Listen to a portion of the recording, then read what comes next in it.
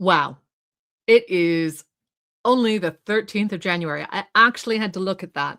That is my first news update of the evening. It is only the second week of January. Good evening, good afternoon, good morning, wherever you are. I'm Melanie Marshall, and this is your Imrama Media news update. Mostly, I'm going to be speaking to you about Iran this evening. I also want to talk to you a little bit about Venezuela, a teensy bit about Greenland, and that's really to give you context about where we are in the news whirlwind and how you can bring it down a notch and kind of give yourself a break if you are not keeping up. So, first off, if you are not keeping up, don't worry, you can't. You are never going to be able to keep up with every twist, turn, and nuance that is going on. You probably couldn't last year, and you maybe were thinking, if I just stay huddled like a little bunny, this year will be better. And now you're like, what the heck? Like last week, Venezuela lost its leader, not very beloved leader. This week, Iran is fully inflamed. I mean, it was for the last 2 weeks, which you get what I'm hinting at here. Sometimes it's about what we're paying attention to. So if you can't keep up, give yourself a break. Some of this is the pace of attention. And some of this is there's a lot going on. But when there's a lot going on, we tend to spiral up into the big and the abstract, right? World War III, what's China going to do? What's Russia going to do? What's Trump going to do next?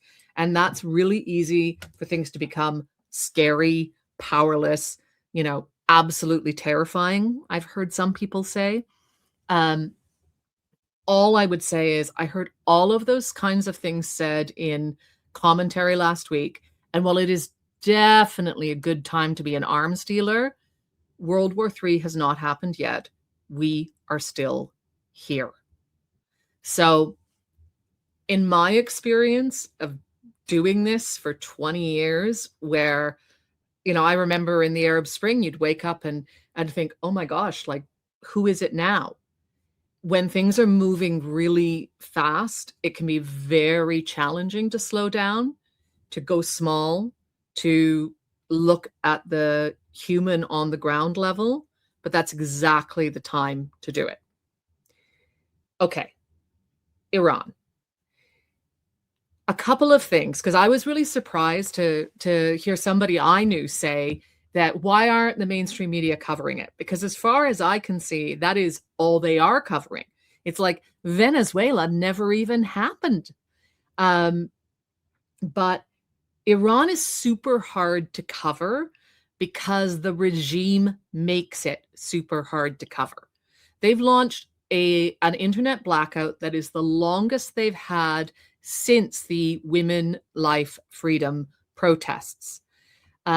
That is what makes it so difficult. They have blocked Starlink terminals, they've blocked landlines, and they never unblocked social media. So you were always working around. So when folks are trying to get information out, trying to get footage out, it is incredibly difficult. Even the most informed and connected are having trouble verifying numbers and verifying information. So we know that there are probably 2,000 people who have been killed. We also know that they have been absolutely brutal. This is the security forces, brutal in putting these protests down. What we don't know is if those numbers are much higher. We know that there have apparently been protests, obviously, across the country. We know that there have been buildings belonging to the Islamic Republic burned, but that does not seem to have, resulted in what would be the most important sign that this was actually going to bring them down, which is any sort of defection of security forces. They might be gunning down protesters in the streets, but the security forces are staying lockstep. And generally, as long as that happens, there won't be regime change. So, a lot of deaths, but we don't know how many because there is such an information blackout. Everybody is trying to cover it, including me, but it's really difficult to get information out and to get calls in.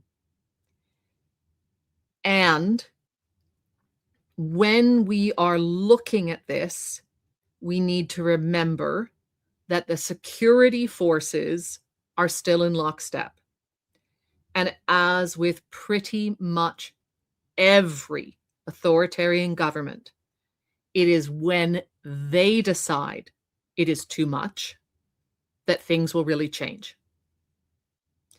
The third thing that I just want to be super clear about, because the noise is extreme, these protests were not started by Donald Trump. You know who's saying that? You know one thing that the Ayatollah Ali Khamenei and Donald Trump agree on? They seem to agree that he is somehow a figurehead for this. They've both said that. Not true at all. These protests started at the end of December. They predated the end of Maduro in Venezuela because the economy was collapsing, because the currency had collapsed. There's been such a hard, long economic winter in Iran, and people had just had enough because the government in Tehran couldn't fix it. That's what started these protests. What causes them to spread? It's often the same thing that causes anything to spread, right? People being frustrated, fed up, people have their own grievances. The young women and the young people who had been out in those last protests had always still wanted change. So you get all of that coming together. But don't be fooled by all the geopolitical rhetoric into thinking this is top down. These protests are bottom up. And don't be fooled into thinking that just because, a descendant of the Shah, right, who is the last, royal rulers of Iran, is trying to make themselves a figurehead, that they are the figureheads for a nation of Iranians. They are not. That doesn't mean they don't have support of some kind, but this is not a big group that are organized under one man to bring back the Shah. That is not what these protests are. So, honestly, there are definitely people who know more than that, but that is just to give you a primer. The people who know more than that are experts like the Iran Human Rights NGO. I'm going to put a link to that in the notes. And people who deeply understand authoritarian governments. So Jeremy Bowen, old colleague of mine, has written an amazing piece on the BBC about how authoritarian governments end, right? And it is gradually, and then they're gone. And he talks about the security forces, who are with you, and then when they decide enough is enough. So if you are interested in knowing more about Iran, I would advise a couple of things. I would advise you to really listen to those kind of experts, the NGOs, the human rights groups who know, because they're going to be the first ones to get the calls, to get the Starlink terminals. They've got those contacts that will really work. And context experts, people like Jeremy. There are definitely others who are going to give you a picture of what it really means, not the sort of noise. And also, I'm reminded of what my wonderful Venezuelan colleague said last week about drawing close to the country in ways other than news. she was talking about Venezuelan food and cinema and poetry. Man, can you do that with Iran? I'm telling you, Persian food, poetry, cinema, you are in for a treat. I will make a list for all of you because if you don't know Iran or the Iranian people, if the only experience you have had is like seeing an angry mullah, then get to know them differently. And the other thing I would say, and I'm going to come back to this, is think about the framing. Yes, thousands of people and likely more have died, and that is horrific. That is people with no weapons being mowed down by people with lots of weapons, with all the power of the state. However, that is also tens of thousands, maybe hundreds of thousands of people taking to the streets in defiance of that authoritarian regime. And I think that is what makes that story resonate so much. One thing that makes me a little sad is that it was only last week that we had another unprecedented story, which was the removal of Nicolas Maduro from power by that US raid. And we have Delcy Rodriguez in power, but obviously there are competing, corrupt factions. We have Maria Corina Machado going to meet with Trump at the White House on Thursday. And mostly we have everybody in the mainstream media forgetting about Venezuela already. I've been writing with Gabriela Mesones Rojo a really powerful piece of journalism about political prisoners and their families hoping they will be freed. And it's almost like nobody cares.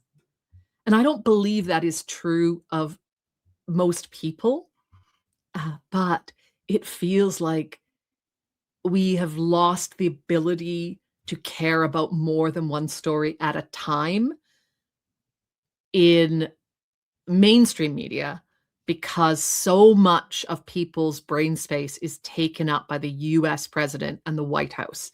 And I think that's a real shame. And I also don't think it helps our understanding because the truth is things don't just happen from there. Obviously, it is a superpower, right? It's a nuclear power. They are doing a lot of, pretty unheard of things in foreign policy. But if you do not understand what is happening on the ground in these places where they are doing these things, you will not understand the world. So in Venezuela, we have a situation where this government is saying they're going to make changes, but they haven't actually released that many political prisoners. They released some high-profile ones. They left the country. They were told not to speak, most of them. But, the people who are waiting, who are having vigils saying, que sean todos, it must be all, who are sleeping outside of the detention centers, which is unheard of, very brave, because they think this is their chance to draw attention to, another very repressive authoritarian regime, trying to push that to the top of the agenda. That is still not changing. And the conversation that I had with one of my colleagues was people don't know if it's just because Delcy Rodriguez and her allies weren't serious, and one of her allies is her brother, or if she doesn't have the power to give a general amnesty. If more prisoners haven't been released because someone like, for example, the powerful Minister of the Interior, Diosdado Caballo, he doesn't want them out. Is this a sign that all is not well in, the former house of Maduro? That is why this issue of the political prisoners, aside from being one of the most emotional and symbolic hearts of change in Venezuela, it's one of the biggest barometers for us of how this transition is going to go. So we should be watching it. We should be keeping our eyes on it. And again, let's see what happens on Thursday. I'm curious. I would say people are getting back to a strange normal. Airspace has been reopened. People are flying out if they can to see family that they couldn't see over Christmas. Somebody I know was getting their nails done. I said, "Oh, is everybody gossiping about their love lives?" And they said, "No, everyone is still talking about the raid, but they are getting their nails done." I thought that was kind of lovely, actually. So that is the Venezuelan context, but I think it also gives us a sense of how when we move forward so fast, and when we get really overwhelmed, we can forget all these other stories that are happening around us. And that does two things. One, we can lose sight of how complex it is to solve problems. And we can lose sight of the good that continues despite how difficult it is to solve these problems. So I am not trying to news shame anyone, because there are plenty of stories around the world that I don't know about, I've forgotten about, I can't keep up with. But I promise you, you and I have forgotten about stories that we once cared about. There are issues that were live, that are still live, that we no longer have any sort of consciousness about. And they aren't resolved, and people are still getting on with their lives. There is still happiness, there is joy. People are getting by. And that is a powerful lesson. So I'm not saying that to news shame anyone, but also to remind you that if you can't keep up with, oh my gosh, I totally forgot what happened with El Fasher in Sudan. And wait a second, Gaza. Oh my gosh, there's been more airstrikes in Gaza. Oh wait, okay. What about Myanmar? Oh, all these things that you aren't going to be able to keep across every single one. So maybe don't try. There are plenty of journalists who turn off because we get overwhelmed. And I would argue that it is better to stay connected in a human way to some stories than to just shut off, right? Like people used to, when I was in the Middle East, when I wasn't working, I was very committed to my work, but people would be like, "Oh, did you hear this podcast? And, did you see this Netflix series about the Middle East?" And I'd be like, "No, I was watching the Tiger King." I needed a break. And it's funny, I mentioned the Tiger King, and it's like, look, we're human. We have a tendency to move on. We look for novelty. We fall in love, and we fall out of love with stories, with hobbies, with people. And we need to give ourselves a break with that. And we also need to understand how we can best interact with the world, knowing that about ourselves. So, I used to tease people about it's anyone, I'm aging myself, but, do we remember when we would say free Tibet, right? That was a cause celeb. And it doesn't mean it's wrong to have causes we care about. It just means that um, when you jump from thing to thing, you might not have an impact in all of it. And this brings me back to Iran. You know, you are unlikely yourself, I mean, I don't know who you are watching, to bring about the fall of the Islamic Republic. You know, you're probably not going to clash with the IRGC. However, the empathy and the kind of righteous anger you have about their brutality on the streets, you can funnel into action.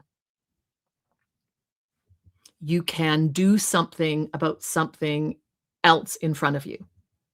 Or you can give to a charity that's doing great work on this. You could fund one of the NGOs that's doing amazing open source work, getting information out, helping to keep those lines open. There's lots of good ways that you can contribute. There are ways to take action. So you can either do it by like asymmetrical action, right? Donate to a food bank. Fine. That is being of service.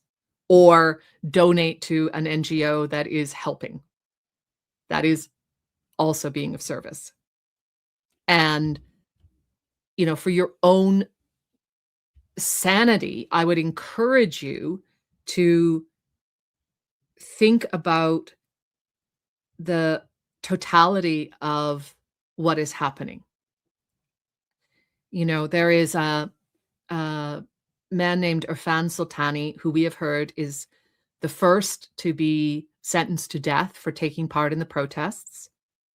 And it's incredibly sad. I think the reason it's connecting is because we can see his face, right? He is a young man who is in the fashion industry, and it's hard to link yourself to like the NATO Secretary General or the Supreme Leader or the US President, but you can see yourself or a nephew or a son in this young man, or you can imagine what his family must be going through. And it is so sad, and that is like real.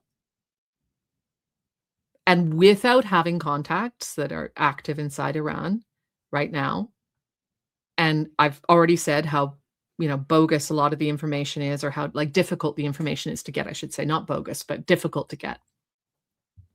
I will say that I am absolutely sure from years of doing the work that I've done that somebody is comforting his family, that people are feeding his family, I should say, not him probably, feeding his family, taking care of him, his family,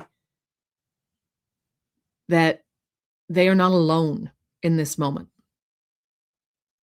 And that on the streets where there has been such violence, somewhere in an apartment building, there is a parent who is soothing their child to sleep with a song, with a bedtime story. There is definitely that happening. There is that good in the world. I know that is true. And when this ends, because this story will end, right? 2 weeks from now, we'll be like, oh my gosh, it's February. And World War III still hasn't happened. Knock on wood. And maybe we'll have forgotten about Iran. I mean, you know what? If you are, okay, do this for me, please. Set a timer on your phone for 2 weeks' time and say, go and check on Iran. What is happening in Iran right now? You could do this for any story, for anything. I do this for people I've covered and interviewed. I do this for stories. I go back and see what is happening. Sometimes it is good. Sometimes it is sad or bad, but it gives us a longer timeline, a longer perspective. But when we get to that longer timeline, right, we will find ourselves thinking, wow, there's so much I didn't know. We will find ourselves, hopefully, reaching out for something good and true, as well as the sadness that there have been so many innocent lives lost and that it hasn't worked out yet. It hasn't worked out yet. So I would encourage you to stay human, stay small, look for experts who have real contacts inside and people who have that depth of experience who can give you context. Set a timer to go back to a story that you care about and give yourself a break that you can't care about everything. And take action. When you feel overwhelmed, take action. And remind yourself that there are still good things happening in your city, in Iran, in Venezuela. It may not be like saving the world or utopia, but there are good things happening. And that has to be enough for the second week of January. I'm going to do a live tomorrow with a journalist in Greenland where we are going to talk about what to do when the entire world is talking about you, not with you, or when the entire world's media is trying to speak with you and there's not enough of you to speak with them. And in the meantime, if you've got questions or comments for that, please drop them in here. But I'm going to make a list of resources on Iran. I would encourage you again to do what Gabriella suggested for Venezuela. Get the Persian poetry and food going. Listen to the amazing rapper Lil 21G. She is a total badass. I don't know if I can even bleep myself. And she will give you hope. And hope as in someone like her exists, and we don't know when they'll win, but somebody like her exists and this can't last forever. So Lil 21G, that's my top musical tip. And Lil 21G, if you're listening, I am dying to have you on the show. I want to talk to you so badly. You have been inspiring me. I love your music. I love your vibe. You're way too cool for me, but I would love to speak to you. This is my fangirl moment.